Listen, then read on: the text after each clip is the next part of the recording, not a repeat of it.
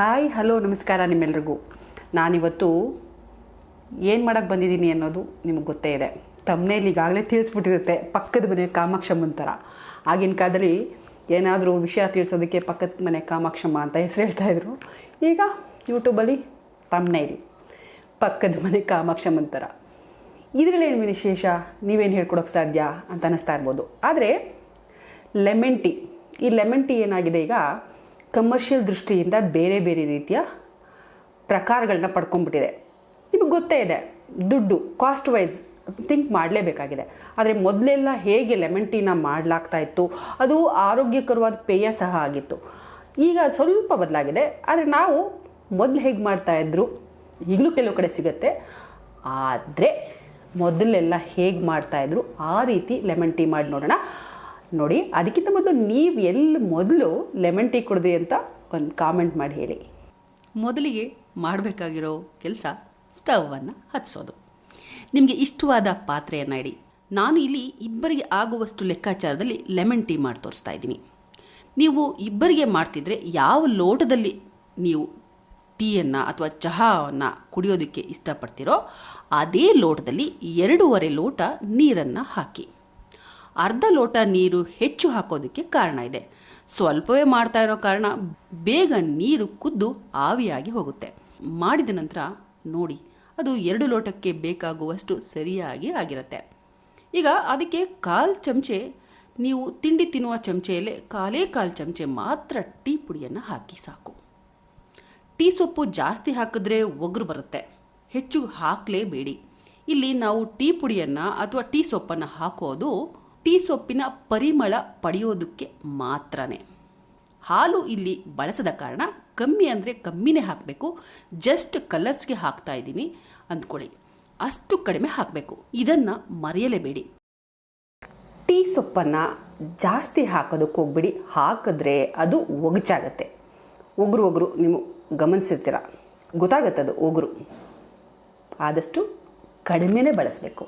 ನಾವಿಲ್ಲಿ ಟೀಗೆ ಹಾಲನ್ನು ಬಳಸೋದಿಲ್ಲ. ಅದೇ ಕಾರಣಕ್ಕೋಸ್ಕರ ಟೀ ಸೊಪ್ಪನ್ನು ಅಥವಾ ಟೀ ಪುಡಿನ ಸ್ವಲ್ಪ ಕಡಿಮೆನೇ ಬಳಸಬೇಕು. ತೀರಾ ಮಟ್ಟ ನಾವು ಜಾಸ್ತಿ ಹಾಕಿದ್ರೆ ಆ ಟೀದು ಒಗಚು ಜಾಸ್ತಿಯಾಗಿ ಕೈ ಹೊಡೆಯುತ್ತೆ.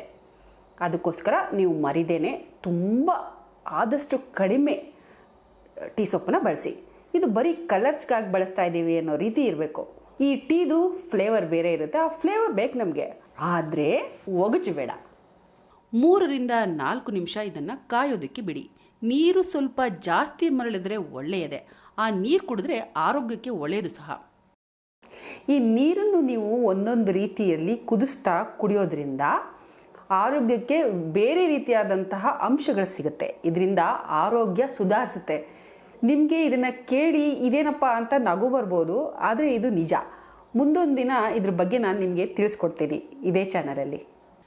ನೀರು 3-4 ನಿಮಿಷ ಕುದ್ದ ಮೇಲೆ ಟೀ ಸೊಪ್ಪನ್ನು ಸೋಸ್ಕೊಳ್ಳಿ. ಈ ಸ್ಟೆಪ್ನ ಮರೀಲೇಬೇಡಿ. ಯಾಕೆ ಅಂತ ಹೇಳ್ತೀನಿ ಮುಂದೆ. ಈ ಟೀ ಸೊಪ್ಪನ್ನು ಸೋಸ್ಕೊಳ್ಳಿ. ಹೌದು, ಡಬಲ್ ಕೆಲಸ ಅಂತ. ಈ ಟೀ ಸೊಪ್ಪನ್ನು ಬೇರೆ ಈಗಲೇ ಸೋಸ್ಕೋಬೇಕಾ, ಡಬಲ್ ಕೆಲಸ ಮಾಡೋದಕ್ಕೆ ಹೇಳ್ತಾ ಇದ್ದೀರಾ ಅಂತ ಅಂದ್ಕೋತೀರಾ, ನನಗೆ ಗೊತ್ತು. ಆದರೆ ಮುಂದೆ ಹೇಗಿದ್ದರೂ ಸೋಸಲೇಬೇಕಲ್ವಾ, ಈಗಲೇ ಸೋಸ್ಕೊಂಬಿಡಿ ಅಷ್ಟೇ. ಸೋಸ್ಕೊಂಡ ನೀರನ್ನು ಮತ್ತೆ ಒಲೆ ಮೇಲಿಟ್ಟು ಈಗ ಅದಕ್ಕೆ 2.5 ಚಮಚ ಸಕ್ಕರೆಯನ್ನು ಹಾಕಿ ಕುದಿಯೋದಕ್ಕೆ ಬಿಡಿ.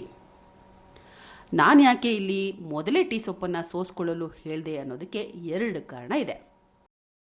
ಮೊದಲನೇ ಕಾರಣ ಏನಪ್ಪ ಅಂತ ಹೇಳಿದ್ರೆ, ನೀವು ಸಕ್ಕರೆನ ಟೀ ಸೊಪ್ಪು ಇದ್ದಾಗಲೇ ಹಾಕಿದ್ರೆ ಅದು ರಸನ ಇನ್ನೂ ಹೆಚ್ಚು ಬಿಟ್ಬಿಡತ್ತೆ. ನಾವಿಲ್ಲಿ ಹಾಲನ್ನು ಹಾಕೋದಿಲ್ಲ ಅಂತ ಹೇಳಿದ್ದೀನಿ. ಈ ಹಾಲು ಹಾಕ್ತಾ ಇರೋದ್ರಿಂದ ಜಾಸ್ತಿ ರಸ ಬಿಟ್ಟಾಗ ಒಗಚು ಜಾಸ್ತಿ ಆಗುತ್ತೆ, ಜೊತೆಗೆ ನಿಮ್ಮ ಟೇಸ್ಟ್ ಹಾಳಾಗುತ್ತೆ ಲೆಮನ್ ಟೀದು. ನಾವಿಲ್ಲಿ ಹಾಲನ್ನ ಬಳಸ್ತಾ ಇಲ್ಲ.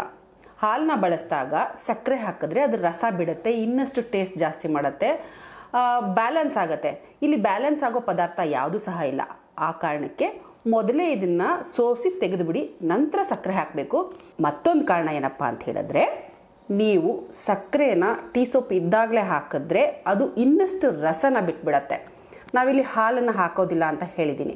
ಈ ಹಾಲು ಹಾಕ್ತಾ ಇರೋದ್ರಿಂದ ಜಾಸ್ತಿ ರಸ ಬಿಟ್ಟಾಗ ಒಗಚು ಜಾಸ್ತಿ ಆಗುತ್ತೆ, ಜೊತೆಗೆ ನಿಮ್ಮ ಟೇಸ್ಟ್ ಹಾಳಾಗುತ್ತೆ ಲೆಮನ್ ಟೀದು. ಈ ಸಕ್ಕರೆನ ನಾವು ಬಳಸಿದಾಗ ಟೀ ಸೊಪ್ ಇದ್ದರೆ ಹೇಗಿದ್ರೂ ಹಾಕಿರೋದು ಕಮ್ಮಿ ಪ್ರಮಾಣನೇ, ಆದರೆ ಅದು ಸಹ ಸಕ್ಕರೆನ ಹೀರ್ಕೊಳ್ಳುತ್ತೆ. ಜೊತೆಗೆ ನೀವು ಯಾವ ರೀತಿ ಸಕ್ಕರೆ ಕುಡಿತೀರಾ, ಈಗ ನೀವು 1 ಸ್ಪೂನ್ ಕುಡಿತೀರೋ, 2 ಸ್ಪೂನ್ ಕುಡಿತೀರೋ ಅಥವಾ 1.5 ಸ್ಪೂನ್ ಕುಡಿತೀರೋ, ಅದರಲ್ಲಿ ಅರ್ಧ ಭಾಗ ಸಕ್ಕರೆನೇ ಇಲ್ಲ ಹಾಕಿ. ಅಥವಾ ನೀವು ಕಮ್ಮಿ ಸಿಹಿ ಕುಡಿತೀನಿ ಅನ್ನೋರು 1/4 ಭಾಗ ಮಾತ್ರ ಬಳಸಿ. ಯಾಕೆ ಇಲ್ಲಿ ನಾನು ಜಾಸ್ತಿ ಸಿಹಿ ಕುಡಿಯೋಕ್ಕೆ ಬಯಸೋರು ಅರ್ಧ ಬಳಸಿ, ಸ್ವಲ್ಪ ಸಿಹಿ ಕುಡಿಯೋಕ್ಕೆ ಬಯಸಿದವರು 1/4 ಭಾಗ ಬಳಸಿ ಅಂತ ಹೇಳ್ತಾ ಇದ್ದೀನಿ ಅನ್ನೋದಕ್ಕೂ ಕಾರಣ ಇದೆ, ಮುಂದೆ ನೋಡಿ. ಟೀಯಲ್ಲಿ ಸಕ್ಕರೆ ಕರಗಿ ಹೊಂದ್ಕೊಳ್ಳಲಿ, ಸಕ್ಕರೆ ತಳದಲ್ಲಿ ಕೂರದಂತೆ ಚಮಚೆಯಿಂದ ಅಲ್ಲಾಡಿಸಿ. ಕೆಲವೊಮ್ಮೆ ಸಕ್ಕರೆ ಕರಗದೆ ಅಲ್ಲಿಯೇ ಇದ್ದು ಕ್ಯಾರ್ಮಲೈಸ್ ಥರ ಆಗಿ ಅದರ ಪರಿಮಳ ಬೇರೆ ಬಂದ್ಬಿಡತ್ತೆ. ಅದಕ್ಕೋಸ್ಕರ ಮರಿದೇನೆ ಚಮಚೆಯಿಂದ ಸಕ್ಕರೆ ಹಾಕಿದಾಗ ಅಲ್ಲಾಡಿಸಿ. ಸ್ಟೀಲ್ ಪಾತ್ರೆಯಲ್ಲಿ ಮಾಡುವಾಗ ಮರೆಯದೆ ಸಕ್ಕರೆ ಅಲ್ಲಾಡಿಸೋದನ್ನು ಮರಿಲೇಬಾರ್ದು. ತಳ ಕಚ್ಚಿಬಿಡತ್ತೆ ಅದು ಬೇಗ, ಅದು ನಿಮಗೆ ಗೊತ್ತಿರಲಿ.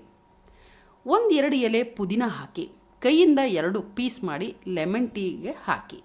ಸಾಮಾನ್ಯವಾಗಿ ಟೀ ಮೇಲೆ ಹಾಕ್ತಾರೆ, ಅದರ ಪರಿಮಳ ಅದರಿಂದ ಲಭಿಸಬೇಕಾದ ಉತ್ತಮ ಅಂಶಗಳು ದೇಹಕ್ಕೆ ಸಿಗೋದಿಲ್ಲ ಬರೀ ಮೇಲ್ಗಡೆ ಹಾಕೋದ್ರಿಂದ. ಪುದೀನ ಎಲೆಯ ಅಂಶವೂ ಸಹ ದೇಹಕ್ಕೆ ಸಿಗಲಿ ಅನ್ನೋ ಕಾರಣಕ್ಕೆ ಇಬ್ಬರಿಗೆ ಆದ್ದರಿಂದ 2 ಎಲೆ ಪುದೀನವನ್ನು ಕೈಯಿಂದ ಕತ್ತರಿಸಿ ಬಳಸಿ. ಜಾಸ್ತಿ ಪುದೀನ ಎಲೆಗಳನ್ನು ಹಾಕಬೇಡಿ, ಅದು ಪುದೀನದೇ ಪರಿಮಳ ಮಾಡಿಬಿಡತ್ತೆ, ಅಷ್ಟು ಚೆನ್ನಾಗಿರೋದಿಲ್ಲ ಕುಡಿಯೋದಕ್ಕೆ. ಅದು ಪುದೀನ ಟೀ ಆಗಿಬಿಡತ್ತೆ, ಲೆಮನ್ ಟೀ ಅಲ್ಲ. ಬೇಕಂದರೆ ಆಮೇಲೆ ಅಲಂಕಾರಕ್ಕೆ ಲೆಮನ್ ಟೀ ಮೇಲೆ 1-2 ಹಾಕಿದ್ರೆ ಆಯಿತು. ಇದನ್ನು ಕುದಿಯೋದಕ್ಕೆ ಬಿಟ್ಟು ಮುಂದಿನ ತಯಾರಿ ಮಾಡ್ಕೊಳ್ಳೋಣ. ಇಲ್ಲಿ ಪುದೀನ ಎಲೆನ ಜಾಸ್ತಿ ಬಳಸಬೇಡಿ. ಪುದೀನ ಎಲೆನ ನೀವು ಬಳಸೋದ್ರಿಂದ ಪುದೀನಮಯ ಆಗಿಬಿಡುತ್ತೆ, ಅದು ಪುದೀನ ಟೀ ಆಗಿಬಿಡುತ್ತೆ, ಲೆಮನ್ ಟೀ ಆಗಲ್ಲ. ಲೆಮನ್ ಟೀ ಫ್ಲೇವರೇ ಬೇರೆ, ಆ ಫ್ಲೇವರ್ ನಮಗೆ ಬೇಕು ಅಂತಂದರೆ ಪುದೀನನ ಜಾಸ್ತಿ ಬಳಸಬೇಡಿ. ಅಷ್ಟೇ ಅಲ್ಲದೆ ಈ ಲೆಮನ್ ಟೀಯಲ್ಲಿ ಇನ್ನೊಂದು ಸೀಕ್ರೆಟ್ ಇಂಗ್ರೀಡಿಯೆಂಟ್ ಇದೆ, ಅದನ್ನು ಬಳಸಿದಾಗಲೇ ಪರ್ಫೆಕ್ಟ್ ಲೆಮನ್ ಟೀ ಆಗೋದು, ಅಂದರೆ ನಿಂಬು ಚಹಾ ಆಗೋದು. ಅದು ಯಾವುದು ಅಂತ ಮುಂದೆ ನೋಡೋಣ ಬನ್ನಿ. ಯಾವುದರಲ್ಲಿ ಟೀ ಕುಡಿಬೇಕು ಅಂತ ಅಂದ್ಕೊಂಡಿದ್ದೀರಾ ಅದಕ್ಕೆ 1 ಚಮಚೆ ಜೇನುತುಪ್ಪ ಹಾಕಿ. ತೀರಾ ಹುಳಿ ಇದ್ದರೆ ಚೆನ್ನಾಗಿರುತ್ತೆ ಅನ್ನೋರು ಅರ್ಧ ನಿಂಬೆಹಣ್ಣು ರಸ ಹಿಂಡ್ಕೊಳ್ಳಿ, ಸ್ವಲ್ಪ ಸಾಕು ಅನ್ನೋರು 1/4 ಭಾಗ ನಿಂಬೆ ರಸ ಹಾಕ್ಕೊಳ್ಳಿ.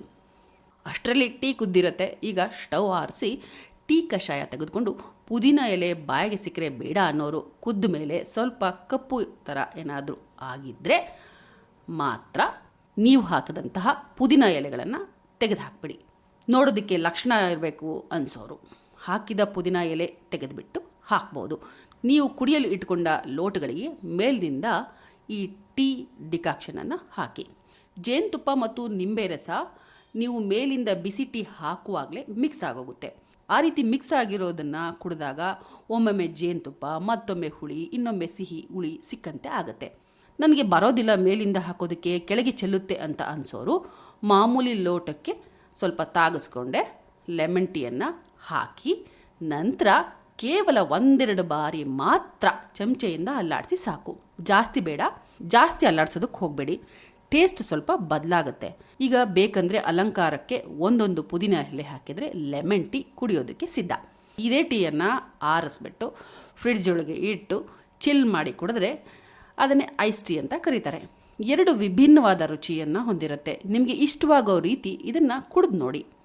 ಬಿಸಿಯಾಗಿ ಲೆಮನ್ ಟೀ ಕುಡಿಯುತ್ತೀರೋ ಇಲ್ಲ ಚಿಲ್ ಮಾಡಿಕೊಂಡು ಐಸ್ ಟೀ ಮಾಡ್ಕೊಂಡು ಕುಡಿತೀರೋ ಅದು ನಿಮಗೆ ಬಿಟ್ಟಿದ್ದು. ಈ ರೀತಿಯೇ ಲೆಮನ್ ಟೀನ ಮಾಡಲಾಗ್ತಾ ಇತ್ತು ಮೊದಲೆಲ್ಲ. ಈ ಜೇನುತುಪ್ಪ, ನಿಂಬೆ ರಸ, ಪುದೀನ ಇವೆಲ್ಲ ಸೇರಿ ಒಂದು ಆರೋಗ್ಯಕರವಾದ ಪೇಯ ಆಗಿತ್ತು. ತುಂಬ ಒಳ್ಳೆ ರೀತಿಯಲ್ಲಿ ಆರಂಭವಾಗಿದ್ದು ಇದು. ತದನಂತರದಲ್ಲಿ ಕಮರ್ಷಿಯಲ್ ದೃಷ್ಟಿಯಿಂದ ಸ್ವಲ್ಪ ಬದಲಾಗೋಗಿದೆ. ಜೇನುತುಪ್ಪ ಎಲ್ಲ ಹಾಕೋದ್ರಿಂದ ಕಾಸ್ಟ್ ವೈಸ್ ಜಾಸ್ತಿ ಆಗುತ್ತೆ. ಕೆಲವು ಕಡೆ ಈಗಲೂ ಸಿಗುತ್ತೆ, ಎಲ್ಲ ಕಡೆ ಸಿಗದೇ ಇದ್ರೂ ಕೆಲವು ಕಡೆ ಸಿಗುತ್ತೆ. ಹಾಗೆ ನಿಮಗಿಲ್ಲಿ ಸಕ್ಕರೆ ಬೇಡ ಅನಿಸೋರು ಬೆಲ್ಲನ ಬಳಸ್ಬೋದು, ಇಲ್ಲ ಕಲ್ ಸಕ್ಕರೆ ಬಳಸ್ಬೋದು. ಜೇನುತುಪ್ಪ ಹಾಕಿ ಅದ್ರ ಟೇಸ್ಟೇ ಬೇರೆ. ಈ ಬೆಲ್ಲ ಬಳಸೋದ್ರೂ ಸ್ವಲ್ಪ ಸಕ್ಕರೆ ಹಾಕಿದಾಗಲೇ ಆ ಲೆಮನ್ ಟೀಗೆ ಒಂದು ವಿಶೇಷವಾದ ರುಚಿ ಬರುತ್ತೆ.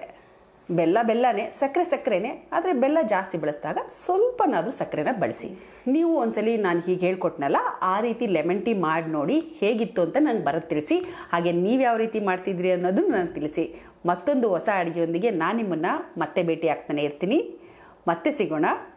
ನಗ್ತಾ ಇರಿ, ನಗಿಸ್ತಾ ಇರಿ, ಸದಾ ಹಸನ್ಮುಖಿಯಾಗಿರಿ. ಕಳೆದುಕೊಳ್ಳೋದು ಏನೂ ಇಲ್ಲ. ಜೈ ಸಿಯಾರಾಮ್.